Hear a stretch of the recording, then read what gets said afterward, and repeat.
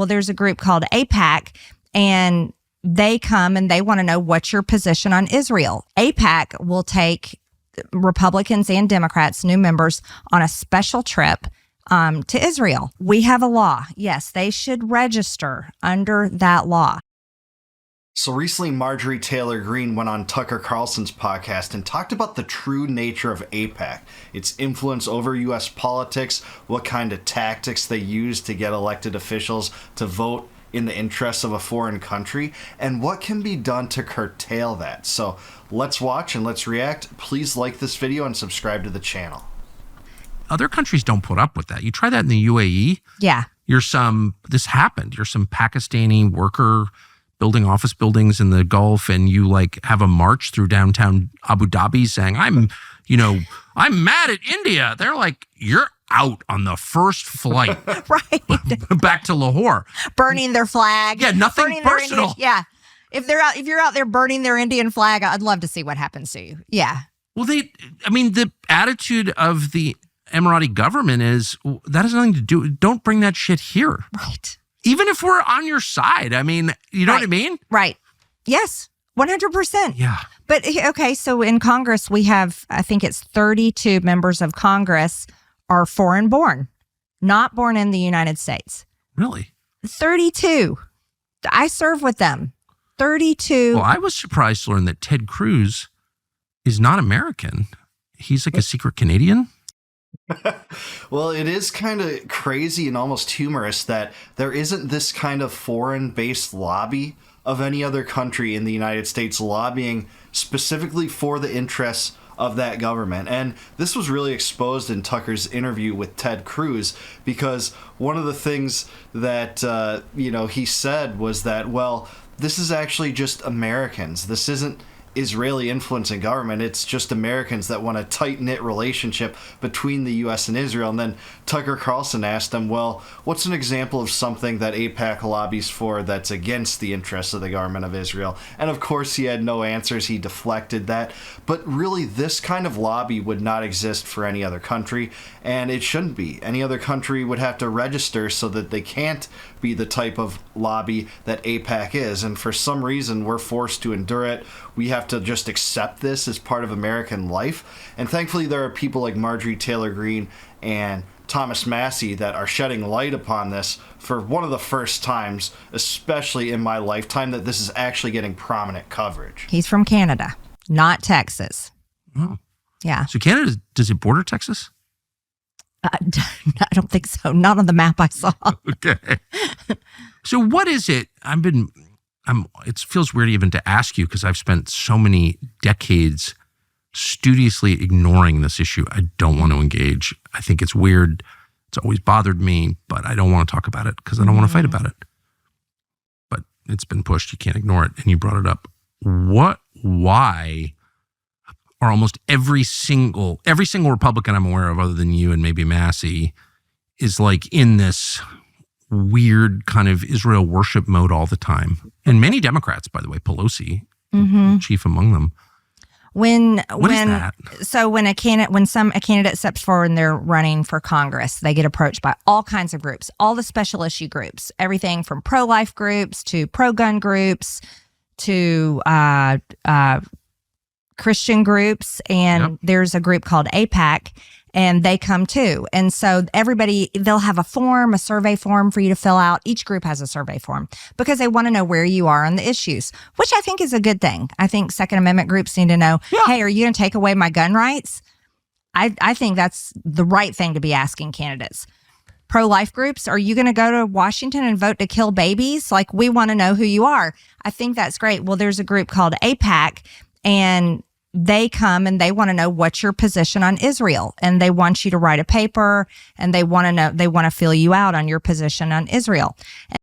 Because, if you don't want to support their endless wars, their genocide in Gaza, or, every regime change operation they want to drag Americans into because we're attached at the hip, they're going to go after you. They use smash mouth politics now, so of course they want to know where you stand on the issues. And guess what? You might even be called an anti-Semite if you don't want the constant stream of $4 billion going their way every year. So this just sheds light on a lot of how they operate, which as far as the questionnaire, doesn't seem too dissimilar from what other lobbies do, but it really does seem to set you up as a target for them, like Massey was set up for that, and they spent the tune of $400,000 to try to unseat him last time. Thankfully, they failed. But yeah, now we're gleaning more information about how this group operates, and it truly is a foreign lobby. Imagine if there was a Russian lobby of this kind. If there was a Russian American lobby, and, you know, people in Congress tried to get around it by saying, well, no, that's just an American lobby. It's, you know, it's doing the interests of the Russian government, but no, that's fine. We just have to accept that. That would not be accepted, because the military-industrial complex wants us in an endless war in Ukraine to launder money from the tax base in America to Ukraine. That would not be acceptable. So that's what we're dealing with here. It truly is a foreign lobby. You know, essentially, it's corruption. It's more than a lobby. It's doing the bidding of other governments from within the United States. If you're really America first, you'd shake off this lobby, but a lot of Republicans don't want to do that. Or Democrats, by the way. And then if you get elected to Congress, if you win your race, everyone's freshman year, AIPAC will take Republicans and Democrats, new members, on a special trip to Israel. Do they pay for it? I don't know. I don't know because they didn't take me. They didn't take me. Were you the only one in your class who didn't go? I think I'm the only one in my class that did not get invited. I didn't even get invited. It wasn't that I turned it down. I didn't even get invited. You know, I'm starting to like MTG more and more after this. If you're not invited to that initial Potemkin Village propaganda tour by the Israelis, you know, when you're a freshman congressman, I'm starting to like this lady. But yeah, she is pretty courageous to kind of put some, you know, negative connotations on this group and how they operate, expose it like Massey did a year ago, especially when Massey revealed that each and individual congressman and congresswoman has a quote-unquote AIPAC guy that, you know, is there to hold them in line. But yeah, I think this is great. If she wasn't invited, that's great, because again, this tour would be a propaganda tour. It'd be selling the cause of Israel and why the U.S. has to fund it ceaselessly, why, you know, it's just an extension of the U.S. It's, you know, so pro-democracy like they used in Ukraine. All the propaganda has to be present in this tour, and that's probably how they wrote people in, is taking them on lavish trips and lining their pockets and making sure they vote in line with their interests. Again, you don't see this from any other country in the United States. Now, some people in my comments sections has said, well, this exists in some other countries. There's kind of like an AIPAC in Australia and Britain and such, but I don't know that any other group of this kind exists in the United States. It can't. And Massey says that they're basically the most effective lobby in the United States. And I guess that makes sense based upon where the U.S. is embroiled in military operations and who it's often on behalf of. And I'm not anti-Semitic. I wish Israel the best. I wish them all the best. I wish everybody the best. But they didn't take me on the trip. I do too. Yeah. I mean, but they didn't take me on the trip, so I don't know if it's they pay for it, but I should find that out because I think that's important. But here's the situation, and it can't be ignored, and I have no problem talking about it. I think any special interest group, if they are representing another country, a foreign country, they have to register that way. Under the Foreign Agent Registration Act, FARA. We have a law. Yes, they should register under that law. And I think, and their Americans are members of AIPAC. They're members, they donate to it. Well, sure. But if you're still an American and you were representing the interest of any foreign country, you still have to register. Paul Manafort's an American. He's from Connecticut. I think he's from like Meriden, Connecticut or something. Wethersfield, Connecticut. He's from Connecticut. Mm-hmm. And he was convicted as an American for not registering as a foreign agent, as a foreign lobbyist. So, I mean, the argument that it's Americans doing the lobbying, that's the point. Americans who are lobbying on behalf of a foreign country have to register. Yeah, this is exactly true. This is how AIPAC gets around it. They have constituents within the region of elected officials that they say, well, this is just an American lobby. But it really is a one-to-one replica of whatever Israel's government wants. And that's why when he asked Ted Cruz, what's an example of something that they've lobbied about against the interests of Israel's government? And he couldn't name a single thing. That's how they get around this. There's a special exception carved out for Israel in this way. Just like there's somehow on a geographical level an exception carved out for, I don't know, their secret nuclear weapons program. They're the only country in the world that's allowed to have a secret nuclear weapons program. And by the way, launch wars against country under the suspicion that it has a secret nuclear weapons program. Like, you can't even make this up. If this was a movie, people wouldn't even believe it based on the double standards and, you know, how little scrutiny is ever applied within America to the Israeli government when it comes to influence in our government, the geopolitical circumstances surrounding Israel, their unique place in terms of being the largest foreign aid recipient in the United States. There's countless other examples, but we're seeing it right here too. I mean, they can't lobby. It's just, it's fair to have them register. Yes. So why isn't AIPAC registered? Why aren't they registered under FARA? I don't understand that. I think everybody's too afraid to push that issue. Why? Tucker, I have no idea. Because I think it's because it's such a strong group that will come against you. They will come against you. They will fund a primary against you. I'll probably get a primary funded against me for even saying this on this show. But you know what? I don't care. I think you were getting one anyway. Oh, I'm sure. Yeah, no, that's true. People don't want to be called anti-Semitic, too. And that's probably the lowest concern if you're a true dissident that's heard that countlessly. I have.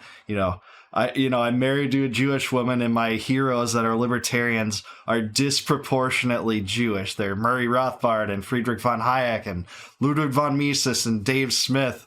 And, you know, the dissident voices I like are disproportionately Jewish, like Jeff Sachs and Aaron Mattei and Max Blumenthal and Glenn Greenwald. But I've still heard it. They don't care who you are. They've even done this to Jewish people. They've tried to ruin the reputations of Norm Finkelstein and Glenn Greenwald and Max Blumenthal and Aaron Mattei and Dave Smith, despite the fact that they're Jewish.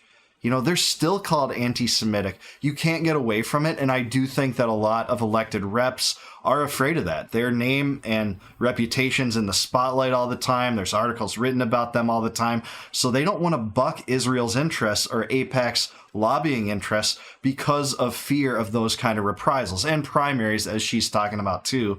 A lot of representatives care less about principles than they do about being reelected. And that's just how politics goes. I hate to say that, but this is showing courage. When Massey stands up and talks about it, it's showing courage. So I like to see more of this, and especially on Tucker's show, because he's one of the biggest podcasts in the world in this space. I'm probably getting one. And that's fine. And my district can vote for whoever they want to represent them. They can. It's just funny. It's like you and Massey are the only member, and the whole class, Republicans are the majority of the House of Representatives, majority of 435. Yeah, both sides. And well, 535 with the Senate. And I still think you and Massey are the only ones who've ever said anything like this. I'm sure. It seems like it on the Republican side, and I got to give it to some Democrats that have for a while, like Rashida Tlaib and Ilhan Omar. Maybe even Bernie Sanders lately. I think he went on Rogan's show and talked a lot about it. So I give them credit on those things. Again, there'll be a lot of things that I don't agree with those people on in terms of policy. But on the Israel lobby, this needs to be more exposed from the right.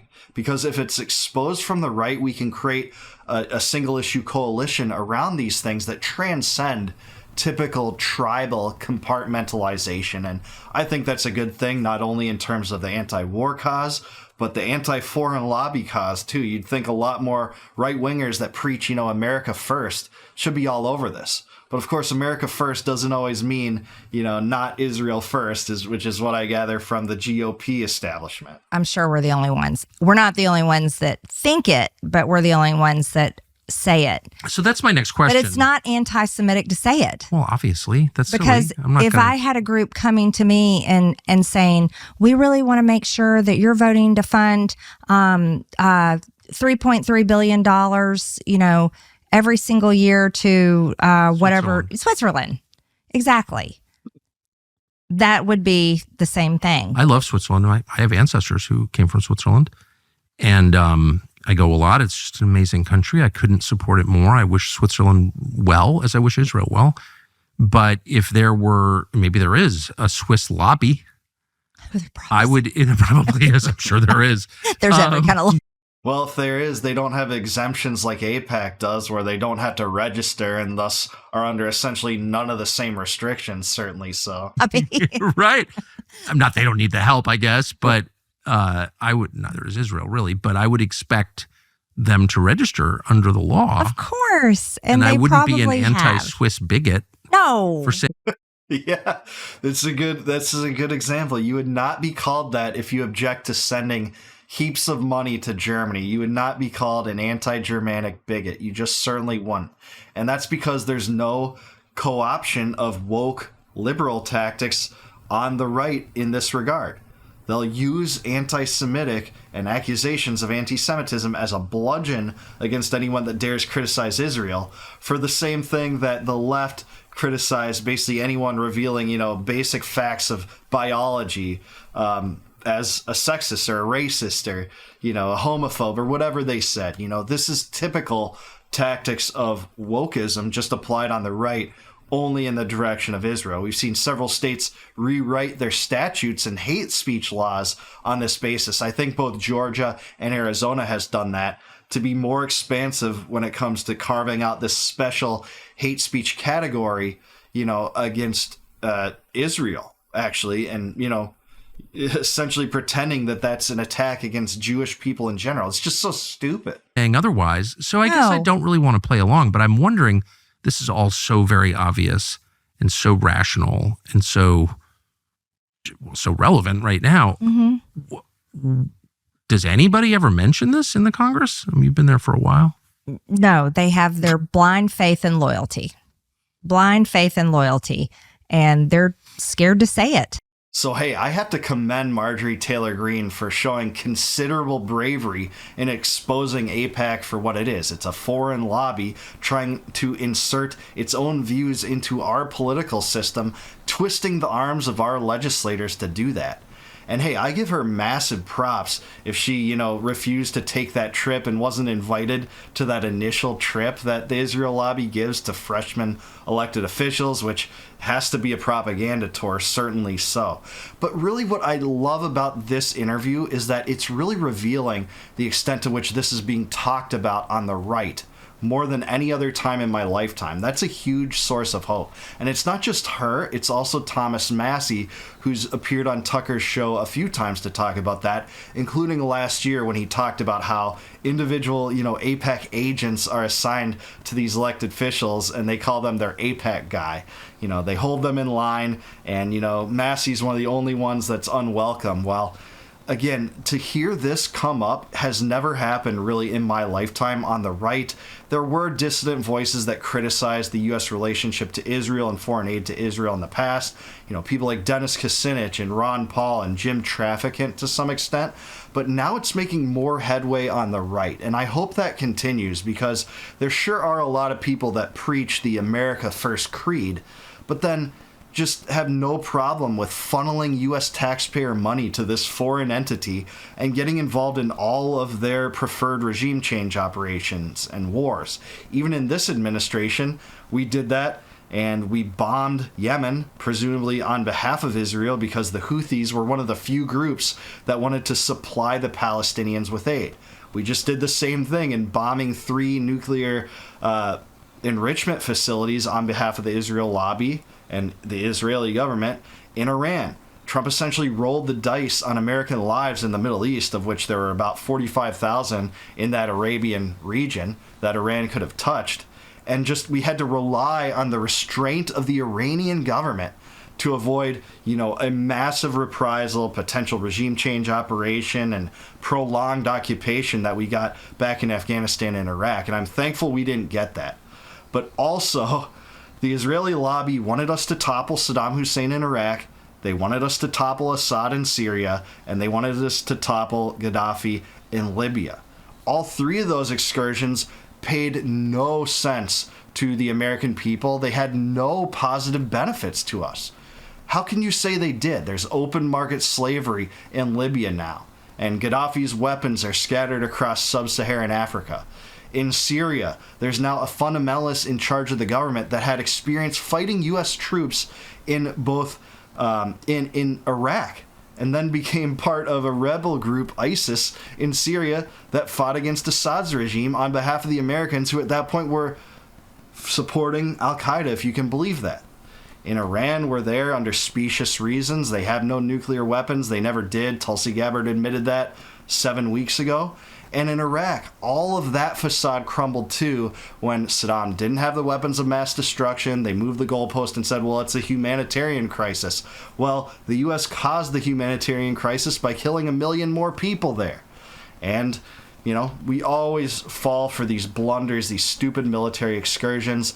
AIPAC is part of cheering them on, and we should have no part of it. They should register as foreign entities, or better yet, just disappear, be dissolved as a foreign-based corruption center, a catalyst for corruption, because that's what it manifests as in the American political system. But I do want to hear what you guys have to say. Let me know down below. Do you think that I'm right about AIPAC? Is Marjorie Taylor Greene right about it? Any angles I haven't explored properly? And what do you think can be done to restrict their power and lessen their influence on our elected officials? Let me know down below. Like this video, subscribe to the channel, subscribe to Tucker too, he's great. And if you would, please consider becoming a YouTube member or Patreon patron to support me and the work I do and the videos I make. I would bow to you in appreciation if you do that. And until next time, no more war, no more debt, no more inflation, and no more empire. Peace out, guys. I'll catch you in the next one.